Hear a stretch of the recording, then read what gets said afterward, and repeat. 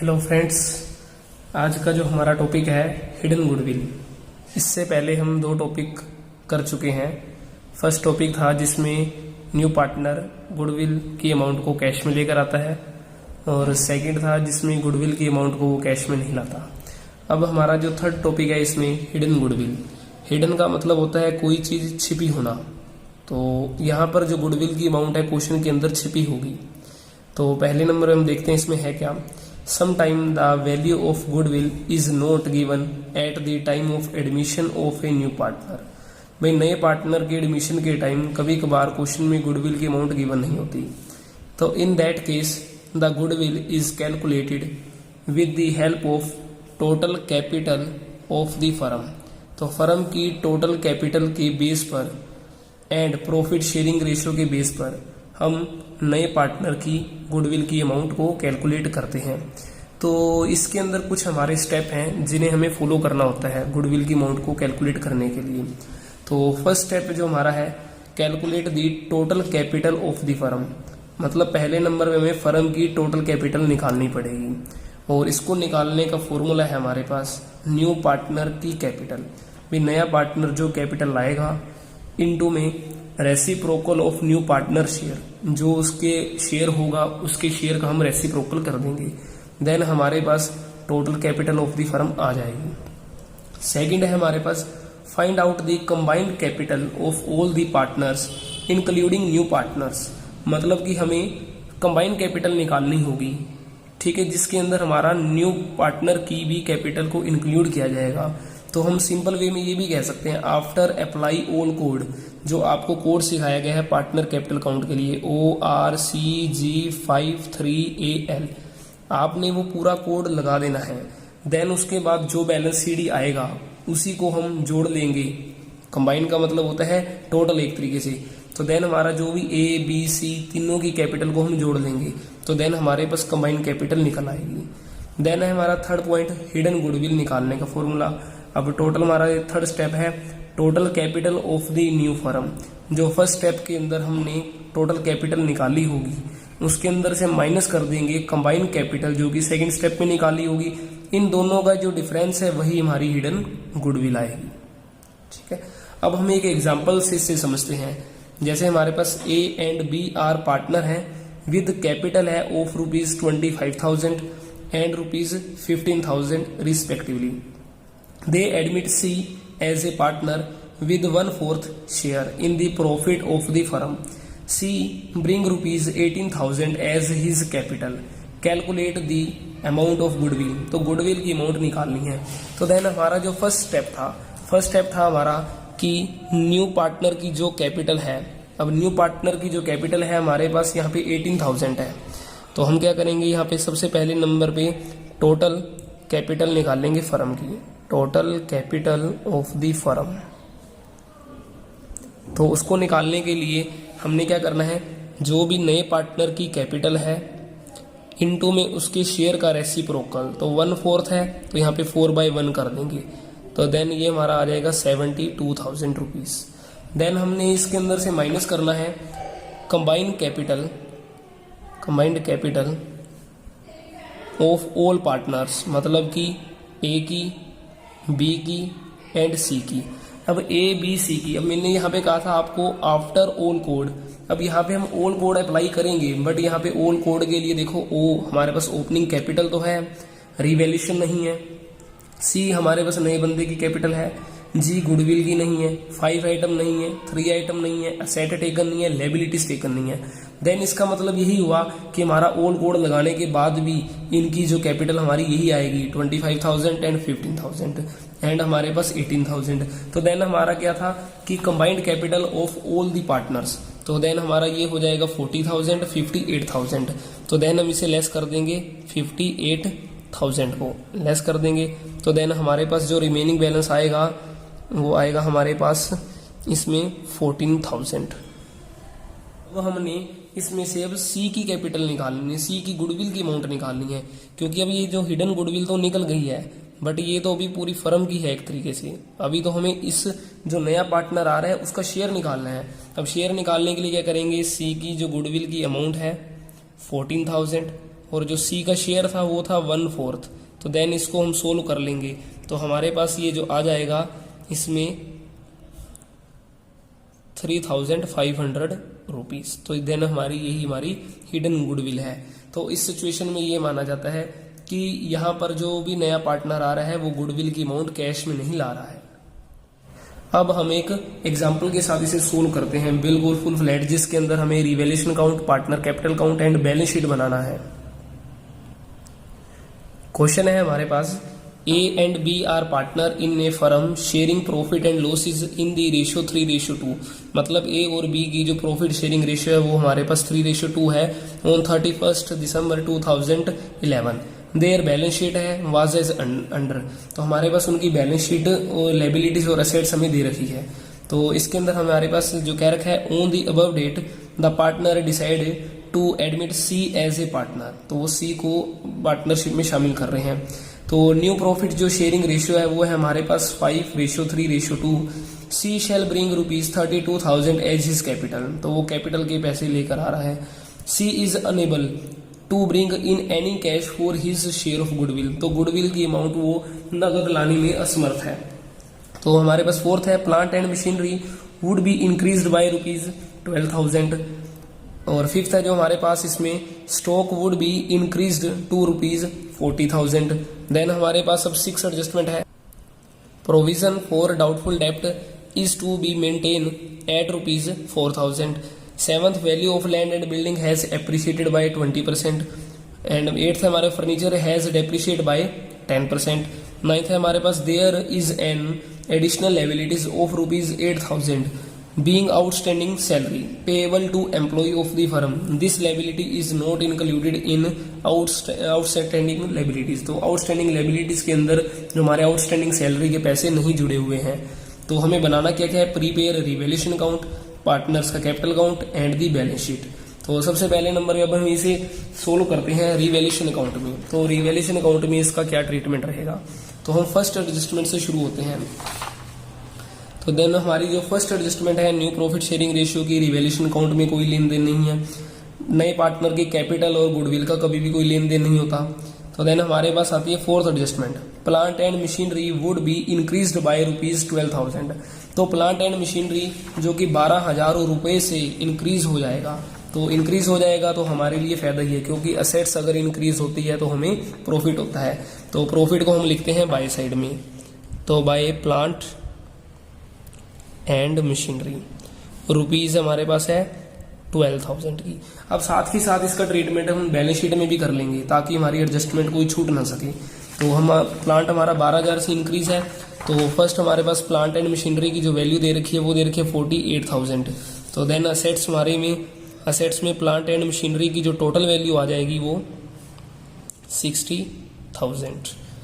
आगे है हमारी adjustment, stock would be increase to.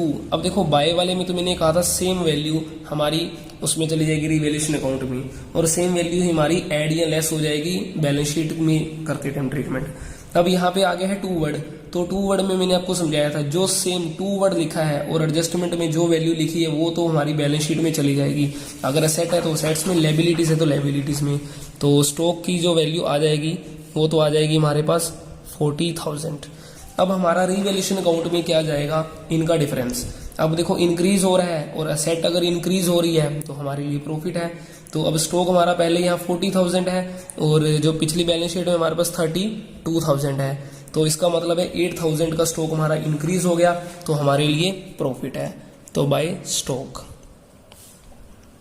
8,000 rupees. Then हमारे पास अगली एडजस्टमेंट है 6। तो वो है प्रोविजन फॉर डाउटफुल डेप्ट is to be maintain at ₹4,000। अब देखो एट वर्ड आ गया है, तो एट वाले में भी मैंने बताया था अगर आपके पास टू, अप टू या एट आ जाए तो इस सिचुएशन में हमने डिफरेंस उठाना है। तो अब देखो यहाँ पे 4,000 है। अब प्रोविजन हमारे पास बैलेंस शीट में पहले कितना है, वो हमारे पास है 800 का।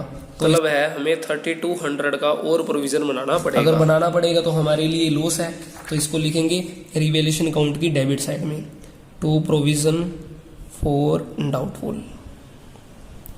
तो हमने 3200 का और बनाना है। देन हमारे पास अगली है एडजस्टमेंट। पहले इसका हम ट्रीटमेंट बैलेंस शीट में भी कर लेते हैं। तो बैलेंस शीट में इसका जो ट्रीटमेंट रहेगा, डेटर हमारे पहले थे 28,800 के, और प्रोविजन हमारा अब जो टोटल हो जाएगा वो 4,000 का, क्योंकि एट वाले केस में हम सेम वैल्यू को ही बैलेंस शीट में ट्रीटमेंट करते हैं। तो देन हमारा आ जाएगा 24,800 रुपीज। देन हमारा अगली जो एडजस्टमेंट है वो है value of land and building has appreciated. Appreciated का मतलब होता है इंक्रीज होना। तो लैंड एंड जो बिल्डिंग की जो वैल्यू है वो 20% से इंक्रीज हो गई है। तो पहले हमारी लैंड एंड बिल्डिंग की वैल्यू है कितनी, तो बैलेंस शीट के अंदर जो लैंड एंड बिल्डिंग की वैल्यू है वो 50,000 है। तो देन 20% जो इसका होगा वो 10,000। अब असेट्स की वैल्यू इंक्रीज हो गई है तो हमारे लिए प्रॉफिट है। तो लैंड एंड बिल्डिंग हमारे पास आ जाएगा 10,000। तो 10,000 की इंक्रीज हो गया है और बैलेंस शीट में भी इसका ट्रीटमेंट कर देंगे साथ के साथ, ताकि एडजस्टमेंट कोई रह ना जाए। तो लैंड एंड बिल्डिंग जो हमारे पास आ जाएगा 50,000 पहले थे, 10,000 इंक्रीज हो गए, तो टोटल हमारे पास 60,000 के बाद आएंगे। देन हमारी नेक्स्ट एडजस्टमेंट है जो फर्नीचर हैज डेप्रिशिएट। डेप्रिशिएट का मतलब होता है कम होना। तो फर्नीचर की वैल्यू कम हो जाएगी, अब असेट्स की वैल्यू कम होगी तो हमारे लिए लॉस है। तो लॉस को हम लिखेंगे रिवैल्यूएशन काउंट की डेबिट में। तो फर्नीचर पहले हमारा कितना है 10,000 का, अब हमारे पास जो इसकी वैल्यू डिक्रीज हो रही है वो हो रही है हमारे पास 10%। तो इस सिचुएशन में हमारा लॉस है। तो 10% का अगर लॉस है तो इसे लिखेंगे टू फर्नीचर। तो 1,000 हमारे लिए लॉस हो जाएगा 10%। अब इसे बैलेंस शीट में भी ट्रीटमेंट कर देंगे।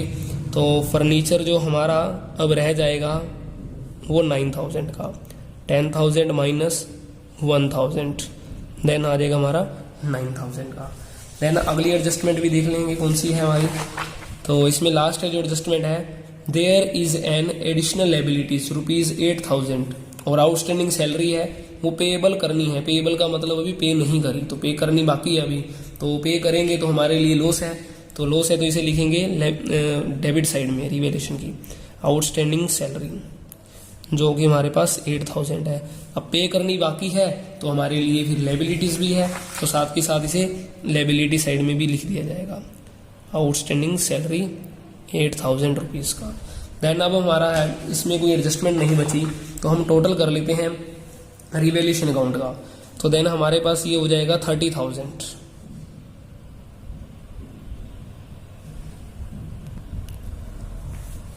और जो हमारे पास डेबिट साइड का जो टोटल आएगा 8,993 हमारे पास हो जाएगा 12,200।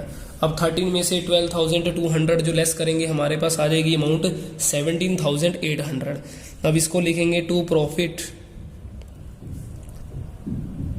Transferred to partner capital account. जो हमारे पास ए और बी पार्टनर है उनकी रेशियो में डिस्ट्रीब्यूट करेंगे। तो देन हमारा जो इन दोनों का डिफरेंस आएगा 30,000 में से ये दोनों तीनों हम लेस कर देंगे। तो देन हमारे पास रिमेनिंग अमाउंट बचेगी 17,800 रुपीज़। अब इसे हमने जो डिस्ट्रीब्यूट करना है पार्टनर्स की ओल्ड रेशियो में। अब हमारे पास जो पार्टनर्स की रेशियो देख लेते हैं कितनी है क्वेश्चन में। तो हमारे पास इसमें जैसे ए एंड बी पार्टनर है, इनकी जो प्रॉफिट शेयरिंग रेशियो है 3:2। तो मतलब है कि जो हमारे पास 17,800 आया है उसको 3:2 में सोल्व करना है।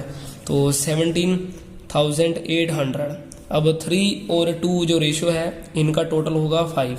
तो देन जब हम इसे सोल्व करेंगे तो हमारे पास इसकी जो अमाउंट आ जाएगी 3,560 रुपीज़ की। तो देन हम इसकी 3 से मल्टीप्लाई करेंगे एंड 2 से मल्टीप्लाई करेंगे। तो जब हमारे पास इसमें से 2 से मल्टीप्लाई करेंगे तो ये हमारा डबल हो जाएगा इसका 7,120 रुपीज़। और जब ट्रिपल करेंगे इसका 3 गुना हमारे पास आ जाएगा 10,680 रुपीज़। तो देन हमारा यहाँ तक सॉल्व। अब हमारा आता है इसमें पार्टनर का कैपिटल अकाउंट। अब पार्टनर के कैपिटल अकाउंट के लिए आपको एक कोड सिखाया गया था ORCG53AL। तो इस कोड से अगर क्वेश्चन को सोल्व करेंगे तो कोई क्वेश्चन के अंदर आइटम रहने की संभावना नहीं बचेगी। मतलब है कि हमारी कोई भी आइटम इसके अंदर रह नहीं जाएगी, तो हमारा क्वेश्चन बिल्कुल ठीक जाएगा। इसमें ओ है हमारा opening capital of old partners. तो सबसे पहले नंबर पे आती है हमारी बाय बैलेंस BD से, क्योंकि कैपिटल का बैलेंस क्रेडिट होता है तो क्रेडिट से शुरू होती है। तो ओल्ड पार्टनर्स की हमने पहले कैपिटल लिखनी है। तो हमारे पास जो ओल्ड पार्टनर्स की कैपिटल है 48,000 एंड 40,000। तो हमारे पास बाय बैलेंस बीडी में आ जाएगा 48,000 40,000। तो हमारा ओ हो गया इसमें ओपनिंग कैपिटल का पॉइंट। देन हमारा है आर। तो आर का मतलब था रीवैल्यूएशन का प्रॉफिट या फिर लॉस। अगर प्रॉफिट हुआ है तो हमारा हो जाएगा इसकी राइट साइड में, अगर लॉस हुआ है तो देन वो आ जाता है हमारा लेफ्ट साइड में। अब हमें प्रॉफिट हुआ है तो इसे लिखेंगे by profit, by revaluation account, जो अकाउंट बना रहे हैं जिस अकाउंट से उठाया गया उसका नाम। तो रीवैल्यूएशन अकाउंट से 10,680 रुपीज, 7,120 रुपीज। तो देन हमारा यहाँ पे सी को छोड़ देंगे। तो ओ हो गया, आर हो गया। अब आता है सी। सी का मतलब है कैपिटल ऑफ न्यू पार्टनर या फिर एडिशनल कैपिटल। क्वेश्चन के अंदर एडिशनल कैपिटल तो है नहीं, उसको लगाने की कोई जरूरत नहीं है, लेकिन हमारे पास अब इस क्वेश्चन में नए पार्टनर की कैपिटल की अमाउंट गिवन है। तो इस क्वेश्चन में हमारे को कह रखा है C shall bring rupees 32,000 as his capital. तो कैपिटल के 32,000 रुपीज लेकर आएगा। तो अब हमने इसे लिखना है, इसे भी हमारे यहाँ पे आएगा क्रेडिट साइड में। तो बाय, अब यहाँ पे डिपेंडेड करता है बाय कैश वर्ड यूज करना है कि बैंक वर्ड यूज करना है। अब ये क्वेश्चन के ऊपर डिपेंडेड करता है बैलेंस शीट में कि बैलेंस शीट में हमें बैंक वर्ड दे रखा है या कैश वर्ड दे रखा है। तो देखते हैं हमारे पास क्या है। तो इस क्वेश्चन में तो हमें बैंक वर्ड भी दे रखा है, कैश वर्ड भी दे रखा है। तो दोनों वर्ड होने के कारण अब यहाँ पे भी अब डिपेंडेड करता है कि किसे सिलेक्ट किया जाए। तो इसके लिए हम ये देखेंगे कि पहले हमारा बैंक ओवरड्राफ्ट है कि नहीं। अगर बैंक ओवरड्राफ्ट है तो हम इसी को लेंगे क्योंकि हमारा लायबिलिटीज खत्म हो जाए। तो हमारा बैंक ओवरड्राफ्ट को खत्म करने के लिए हम यहाँ पे बैंक वर्ड का ही यूज करेंगे। तो देन हमारे पास यहाँ आ जाएगा बाय बैंक अकाउंट 32,000 रुपीज। तो देन हमारा सी हो चुका है। जी, जी का मतलब था गुडविल। अब गुडविल तो हमारे पास दो तरह की थी, एक ओल्ड गुडविल एक न्यू गुडविल। तो देखो ओल्ड जो गुडविल होती है हमारी बैलेंस शीट की एसेट साइड में गिवन होगी, तो जो कि हमारी ए और बी की बैलेंस शीट है। अब यहाँ पे तो गुडविल कहीं है नहीं, तो बची अब न्यू गुडविल। अब न्यू गुडविल तो हमारा टॉपिक ही है, भी हिडन गुडविल है, उसकी अमाउंट तो निकालनी है। तो अभी इस जी वाले पॉइंट को भी रोक देंगे। देन आती है हमारे पास 5 आइटम। 5 आइटम में आपको फिर दोबारा से बता दें कौन कौन सी आइटमें थी। Journal reserve, reserve fund, workman compensation reserve, investment, fluctuation reserve या फंड, प्रॉफिट एंड लॉस का क्रेडिट बैलेंस। तो 5 आइटम हम चेक करते हैं कोई है कि नहीं। तो हमारे पास क्वेश्चन के अंदर 5 आइटम भी नहीं है जो कि बैलेंस शीट की लायबिलिटी साइड में होती है। इसी तरीके से हमारे पास कुछ थी 3 आइटम्स। तो 3 आइटम हमारे पास कौन कौन सी हैं, तो वो है हमारे पास प्रॉफिट एंड लॉस का डेबिट बैलेंस, एडवर्टाइजमेंट का सस्पेंस काउंट, और थर्ड है हमारे पास डेफर्ड रिवेन्यू एक्सपेंडिचर। तो हमारे पास ये भी तीनों आइटमें गिवन नहीं है, तो इस सिचुएशन में हमारा ये 3 पॉइंट भी नहीं लगेगा। ठीक है। देन हमारे पास ए है। तो ए का मतलब था यहाँ पे असेट टेकन बाय पार्टनर, और एडजस्टमेंट के अंदर अभी तक ऐसा कोई पॉइंट नहीं आया असेट टेकन वाला, तो इस लेंगे नहीं। तो एल से था हमारा लायबिलिटीज टेकन बाय पार्टनर, तो वो भी पॉइंट नहीं है। तो हमारा ये कोड पूरा अप्लाई हो चुका है। देन हम करते हैं अब टोटल इनकम। तो टू बैलेंस सीडी निकालते हैं पहले। तो पहले हम इसका क्लोजिंग करेंगे। तो इधर से हमारा जो आ जाएगा 32,000, देन हमारा यहाँ आ जाएगा 47,120, और जो हमारा इधर से आ जाएगा 58,680 रुपीज़। तो देन हमने इनका कर देना एक बार टोटल। आपने सेम प्रोसीजर यही लगाना है, क्योंकि इसके बाद जो भी अगले क्वेश्चन हैं तो उनके अंदर भी यही ट्रीटमेंट करना है। तो देन पेपर में कंफ्यूज ना हो जाएं, तो इसलिए यही प्रोसीजर को फॉलो करेंगे हम। अब है हमारे पास इसी बैलेंस सीडी को हमने पहले बीडी बनाना है, तो इसे हम ओपनिंग बैलेंस बना लेंगे बाय बैलेंस बीडी। तो ये हमारे पास आ जाएगा 58,680, 47,120 रुपीज़ एंड 32,000। अब आता है हमारे पास इसमें कि नए बंदे की, जो नया पार्टनर है उसकी गुडविल की अमाउंट निकालना। तो गुडविल की अमाउंट निकालने का फॉर्मूला क्या था हमारे पास कि जो भी नए पार्टनर की कैपिटल है, ठीक है, नए पार्टनर की जो कैपिटल है पहले नंबर में हमने निकालनी है total capital of the firm. तो फर्म की टोटल कैपिटल निकालने का फॉर्मूला था न्यू पार्टनर्स की capital and reciprocal of new partner का शेयर। तो न्यू पार्टनर की जो प्रॉफिट शेयरिंग रेशियो देख लेते हैं, हमारे पास 5:3:2 है, तो इसका मतलब है ये 2/10 है। तो हमें इसका रेसिप्रोकल करना है 10/2। तो जब 10/2 करेंगे तो देन हमारे पास क्या आ जाएगा 1,60,000। देन अब इसमें से हमने माइनस करना है कंबाइंड कैपिटल। तो कंबाइंड कैपिटल हमने ए, बी और सी की माइनस कर देनी है। तो हमने इन तीनों का ही कंबाइन करना है, क्योंकि मैंने आपको बताया था ये जो कैपिटल लेनी है कंबाइन वाली after all code, all code लगाने के बाद लेनी है। अब हमने ऑल कोड तो लगा लिया, क्योंकि जी तो हमने निकाल लिया, जी तो वाला तो लग नहीं सका यहाँ पे पॉइंट। अब सारा ऑल कोड लगाने के बाद तो देन हमने इसको लेस करना है। तो हमारे पास इसको रफली सोल्व कर लेते हैं। हमारे पास इसकी अमाउंट कितनी आएगी 58,680, 47,120। तो इन्हीं को जोड़ लेते हैं हमारे पास। तो ये आ जाएगा हमारे पास 1,05,800। देन हम 32,000 को और जोड़ देंगे तो हमारे पास आ जाएगा 1,37,800 रुपीज़। तो इसको हम माइनस कर देते हैं। इसकी जो अमाउंट आएगी हमारे पास 0,022 और देन हमारे पास यहाँ रह जाएगा 5 देन 2। तो ये आ जाएगा हमारे पास 22,200। अभी तो ये निकली है हमारे पास हिडन गुडविल। अब ये तो हिडन गुडविल तो भी सभी पार्टनर की निकली है, हमें तो अभी निकालनी है सिर्फ ओनली सी की। तो सी की जो गुडविल की अमाउंट निकालने के लिए हम क्या करेंगे, इसके शेयर से इसकी मल्टीप्लाई कर देंगे। तो देन हमारी जैसे टोटल गुडविल है 22,200। अब नए पार्टनर का जो शेयर था वो था 2/10। तो देन 10 कट हो जाएगी, देन 4,4,4,0। तो देन हमारे पास न्यू पार्टनर का भी ये शेयरिंग आई है, गुडविल की अमाउंट निकली है।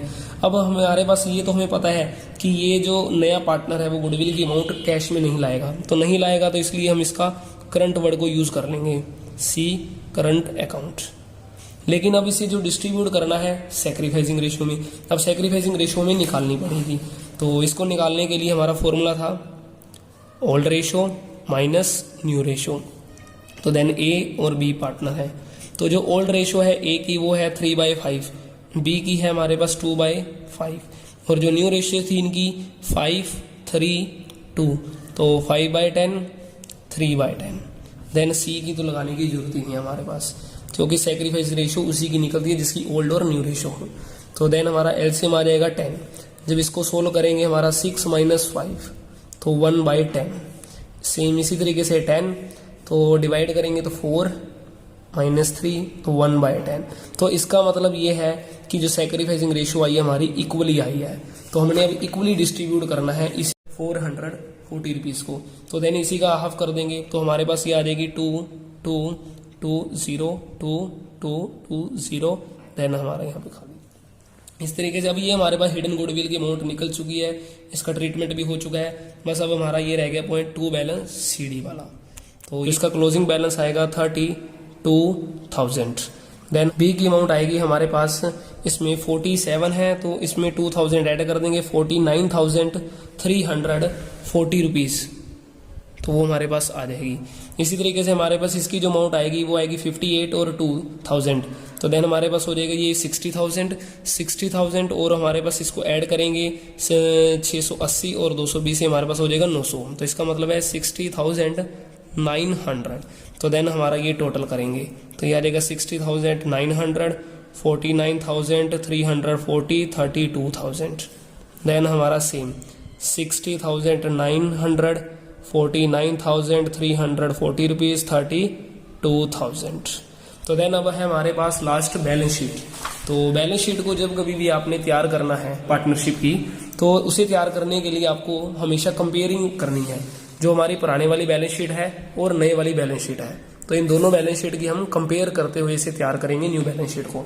तो फर्स्ट जैसे कि हमारे पास सन्ड्री क्रेडिटर है और सन्ड्री क्रेडिटर की कोई भी एडजस्टमेंट नहीं आई, तो इसलिए इसे सेम अमाउंट के साथ लिख देंगे। तो सन्ड्री क्रेडिटर्स आ जाएंगे हमारे 16,000 के। तो देन ये पॉइंट हो चुका है। इसी तरीके से हमारी जो पब्लिक डिपॉजिट है वो भी इंक्रीज डिक्रीज कुछ नहीं है, तो सेम अमाउंट के साथ वो भी आ जाएगा हमारा। देन है हमारे पास बैंक ओवरड्राफ्ट, इसको भी रख देते हैं क्योंकि इसके ऊपर भी एक नोट बनेगा, क्योंकि हमने बैंक ओवर को यूज किया था। तो आउटस्टैंडिंग सैलरी तो हमने लिख ली, आउटस्टैंडिंग लायबिलिटीज जो कि ये वाली लायबिलिटीज हमारी इंक्लूड नहीं थी, तो आउटस्टैंडिंग लायबिलिटीज, चाहे इन दोनों को ऐड करके लिख लो चाहे इसको इंडिविजुअली लिख लो। देन है हमारा लास्ट कैपिटल अकाउंट। तो कैपिटल अकाउंट में हमारे पास ए का, बी का और सी का जो कि क्लोजिंग बैलेंस आया था ये वाला लास्ट वाला, तो इसी को उठाकर हमने लिखना है। तो देन हमारे पास इसकी जो अमाउंट आएगी वो है हमारे पास 16,900, देन हमारे पास है 49,340 और लास्ट था हमारे पास 32,000। तो देन इसका हम टोटल कर लेंगे, तो 0 4 हमारे पास 9 और 3 हमारे पास हो जाएगा 12, तो देन 1 कैरी करेंगे, इसमें आ जाएगा हमारे पास 2 4 1, तो 1,42,240 रुपीज़। देन अब बचा है हमारे पास लास्ट बैंक ओवरड्राफ्ट। तो बैंक ओवरड्राफ्ट को अलग से पहले सोल्व करेंगे, पहले देखेंगे बैलेंस कितना बचता है। देन है हमारे पास अब इसमें इसकी असेट साइड, तो असेट साइड का भी हम टोटल करते हैं पहले। तो असेट साइड में हमारे पास है कैश एट बैंक, तो हमारे पास जो कैश का बैलेंस है वो लिख लेते हैं, क्योंकि कैश का हमने कहीं वर्ड यूज नहीं करा, तो कैश हमारा इंक्रीज भी नहीं हुआ डिक्रीज भी नहीं हुआ, तो इसलिए हमारे पास ये सेम अमाउंट के साथ ही लिखा जाएगा। तो कैश आ जाएगा हमारा 1200। तो बैंक वर्ड को भी रख देंगे पेंडिंग, क्योंकि इसी का भी एडजस्टमेंट करनी अभी बाकी है। तो स्टॉक है हमारे पास, स्टॉक हमारा आ चुका है, तो देन हमारी स्टॉक की भी होगी एडजस्टमेंट। प्रीपेड इंश्योरेंस, इसकी अभी एडजस्टमेंट कुछ भी नहीं इसको रिकॉर्ड किया, तो इसको भी लिख देते हैं, ना ये हमारा इंक्रीज है तो ना ही डिक्रीज है। तो देन प्रीपेड इंश्योरेंस हमारा सेम अमाउंट के साथ। सन्ड्री डेटर्स की एडजस्टमेंट हो चुकी है यहाँ से, तो ठीक का लगाएंगे। प्लांट एंड मशीनरी हमने एडजस्टमेंट कर ली है, तो देन ये भी ठीक है हमारे लिए। तो प्लांट एंड मशीनरी हो चुका है, लैंड एंड बिल्डिंग हो चुका है, फर्नीचर हो चुका है, तो मतलब हमने सारी एडजस्टमेंट यहाँ से कर चुके हैं एक तरीके से। अब हमारा जो रह रहा है सिर्फ ओनली बैंक पॉइंट को हैंडल करना, ये बैंक ओवरड्राफ्ट को। तो इसका एक वर्किंग नोट बना लेंगे हम। तो हमारे लिए देखो बैंक का जो ओपनिंग बैलेंस है, तो ओपनिंग बैलेंस ऑफ बैंक, तो बैंक हमारा जो पहले वाली बैलेंस शीट में हमें कितना गिवन है 2,800 का, और जो नया पार्टनर्स कैपिटल लेकर आया था वो लाया था 32,000, देन इसको ऐड कर देंगे 34,800। अब हमारे लिए लेबिलिटीज, अब बैंक ओवरड्राफ्ट है तो बैंक ओवरड्राफ्ट हम इसे माइनस कर देंगे, तो बैंक ओवरड्राफ्ट तो वो है हमारे पास 6,000 का। देन इसको सोल्व करेंगे 28,800 रुपीज़ आएगा। तो मतलब है कि हमारा आंसर पॉजिटिव आया है, तो हम बैंक को यहाँ लिखेंगे। अगर ये नेगेटिव आ जाता तो बैंक ओवरड्राफ्ट लिख देते हैं। तो हमारा बैंक बैलेंस जो आ जाएगा 28,800 रुपीज़ का। तो देन अब हम इसे करते हैं टोटल, तो टोटल करने पर अब इसे चेक कर लेते हैं हमारा क्वेश्चन ठीक है या गलत है। इसका जो टोटल करते हैं हमारे पास जो आएगा वो है 16,000 और 800, तो 24,000, 24 एंड 61, 24 और हमारे पास जो 60 है 61, वो हो जाएगा 85,000, 85 और 2,000 87,000, तो 87,000 हमारे। देन हमारे पास 1,42,240 रुपीज़, तो 04279, तो देन 12 1 कैरी करेंगे तो हमारे पास ये आ जाएगा 2,29,240 रुपीज़। तो हमारे पास 2,29,240 रुपीज़। इसी तरीके से हम करते हैं एसेट साइड का भी टोटल। तो असेट साइड के टोटल करने में एक चीज़ हो रहा है हमारे पास, यहाँ पर हमारे नए पार्टनर का करंट अकाउंट नहीं लिखा गया, क्योंकि वो हमारी अभी गुडविल की अमाउंट कैश में नहीं लाया। अगर कैश में नहीं लाया तो मतलब उससे पैसे भी लेने बाकी हैं, तो लेने बाकी हैं तो जिस पर्सन से हमने पैसे लेने होते हैं वो हमारे लिए डेटर होता है, तो डेटर हमारे एसेट्स की तरफ आते हैं, तो बिल्कुल सी का करंट वाली अमाउंट भी यहाँ पर आएगी।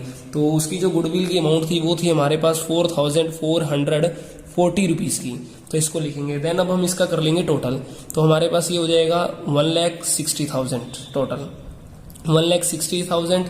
अब हमारे पास टोटल हो गया 1,60,000, ये तीन टोटल हो चुके हैं 1,70,000, 1,70,000 और हमारे पास इसको भी ऐड कर देंगे 1,70,000, ये हो गया हमारे पास 2 लाख। 2 लाख तो हमारे ये हो गए 2,24,800। देन हमारे पास जो रिमेनिंग बचा हुआ है 4,440 रुपीज़, तो 04812 448922, तो 2,29,000 240 रुपीज। तो इसका मतलब है हमारा क्वेश्चन ठीक है। तो अगर आपको यह है क्वेश्चन समझ आया हो तो अपने दोस्तों के साथ वीडियो को शेयर करें और लाइक करें। Thank you.